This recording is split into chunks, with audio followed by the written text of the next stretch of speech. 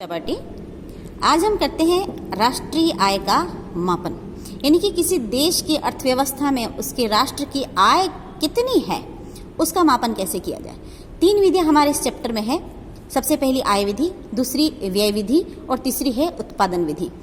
इसमें मैं आपको एक बात स्पष्ट कर दूं, आय, व्यय और उत्पादन, इन तीनों के लिए जिसके मूल्य का उपयोग किया जाता है वो है अंतिम वस्तु व सेवा। कौन है बेटा? अंतिम वस्तु व सेवा का मूल्य। ठीक है, अंतिम वस्तु हम पहले चर्चा कर चुके हैं। उपभोक्ता जिन वस्तुओं का उपयोग करता है वो अंतिम वस्तुएं हैं। इन अंतिम वस्तुओं के बाद में और किसी प्रकार का परिवर्तन नहीं किया जा सकता। ओके, अब सबसे पहले आय विधि। पूरे वर्ष भर में जितनी भी अंतिम वस्तु और सेवाओं से आय होती है उसका मापन उन सबको जोड़ लें तो वो आय विधि कहलाएगी। व्यय विधि, पूरे वर्ष भर में अंतिम वस्तु एवं सेवाओं पर जितना व्यय किया गया यानी खर्चा किया गया है उसका योग कर लें तो वो कहलाएगी आपकी व्यय विधि। सामान्यतया एक सरल मॉडल, मैंने आपको पहले मॉडल बना के बताया है, सरल मॉडल जिसमें एक तरफ परिवार है दूसरी तरफ फर्म है, इन दोनों के बीच में ही आय और व्यय होता है। तो उस सरल मॉडल को दर्शाने के लिए एक राष्ट्र की कुल आय और कुल व्यय दोनों समान होने चाहिए, ऐसा मानते हैं। ठीक है, तीसरी है उत्पादन विधि। जितनी भी अंतिम वस्तुएं हैं और सेवाएं हैं उनके वार्षिक मूल्य को अगर अपन ज्ञात कर लें तो ये कहलाएगी उत्पादन विधि। एक एग्जाम्पल ले लें इसके लिए, बहुत ही सरल एग्जाम्पल है।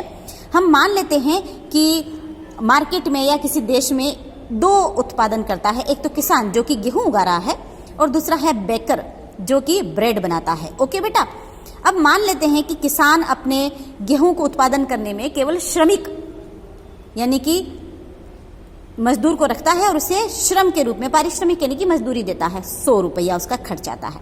ठीक है, और वो जो बेकर है वो जब ब्रेड बनाता है तो वो क्या करता है बच्चों की 50 रुपए का तो गेहूं, 50 रुपए का गेहूं किससे खरीदता है? इससे, किसान से।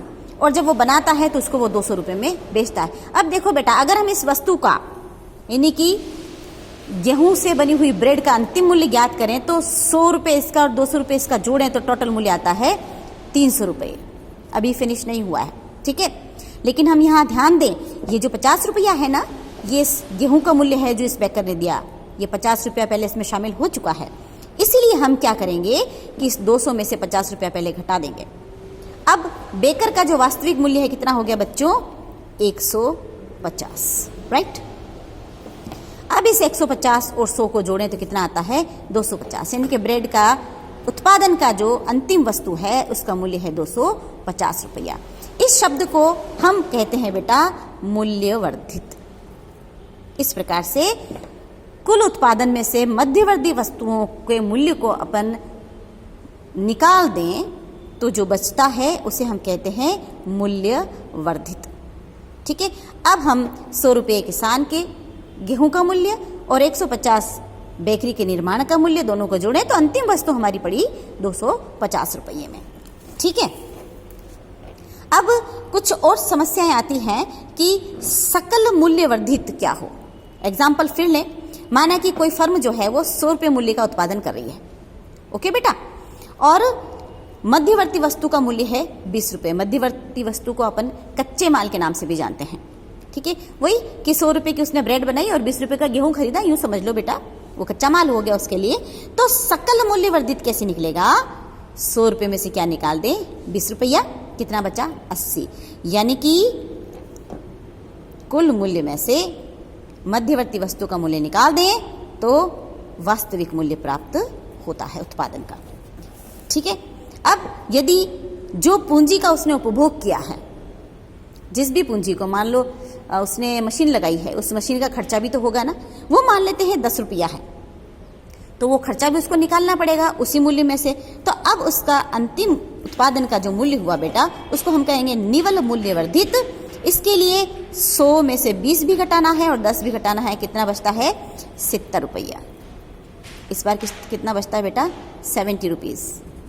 फिर से हम इसको कभी भी ओवरराइट हम ना करें, 70 रुपीज़ लिखते हैं, 70 रुपये। ओके बच्चों, हमेशा उत्पादन जितना होता है वो सारा बिक जाए जरूरी नहीं बेटा। कई बार ऐसा होता है कि जितना उत्पादन किया जाता है उसमें से कुछ माल बच जाता है, उसको हम कहते हैं माल सूची। अर्थशास्त्र में इसको परिभाषा इस प्रकार से लिखेंगे, अविकृत निर्मित वस्तु, यानी कि वस्तु निर्मित हो चुकी है लेकिन बिकी नहीं है, या अर्धनिर्मित वस्तु जो बच गई है, या कच्चा माल का स्टॉक जो 1 वर्ष से दूसरे वर्ष तक रखा रहता है।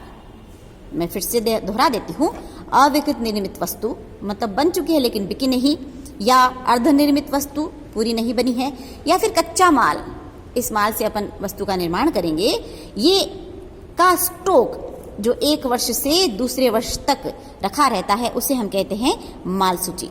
एग्जाम्पल देख लें, जैसे कि किसी फर्म के पास में 100 रुपये का माल जो है वो स्टॉक में पड़ा है, उसने पूरे वर्ष में 1000 रुपये मूल्य का माल बनाया, वार्षिक करते हैं मूल्यांकन, मैंने पहले ही बताया, ठीक है।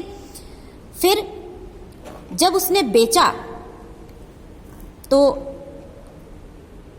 800 रुपये का बिका, तो कितना बचा बेटा, 1000 रुपये तो इस साल बनाया उसने, 800 का बेचा, तो 1000 में से आप 800 घटा दें, कितना बचा, 200 रुपये। इस साल तो 200 रुपये बचा, और इससे पहले माल सूची कितनी थी हमारी, कितना बचा था स्टॉक का, 100 रुपया, तो इस 100 को और जोड़ दें, तो अब माल सूची वर्ष के अंत में बढ़ती है 300 रुपये, यानी कि 300 रुपये उसके पास में पड़े हुए रहते हैं, ठीक है।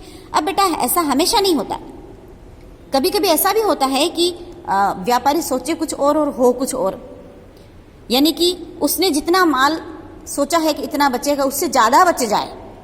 अभी तो मान लिया हमने कि उसने सोचा था कि चलो 300 बच जाएगा, 800 बिकेगा, मान लो 800 न बिका, 600 बिका, तो ऐसी स्थिति में 200 और ज़्यादा बच जाएगा, 500 बच जाएगा, तो उसे हम कहेंगे अनियोजित माल सूची, यानी कि जितना उसने सोचा है ना, अनुमान से अधिक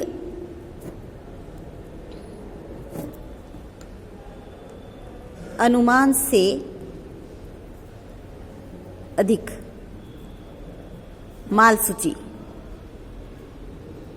यानी कि स्टॉक बचा रह जाए, है ना, तो उसे हम कहेंगे बच्चों अनियोजित माल सूची। कभी कभी ऐसा भी होता है कि अनुमान कुछ ऐसा निकले कि ज़्यादा बिक जाए और बचे कम, ऐसा भी होता है, ठीक है। इस टॉपिक को हम अगले लेसन में कंप्लीट करेंगे।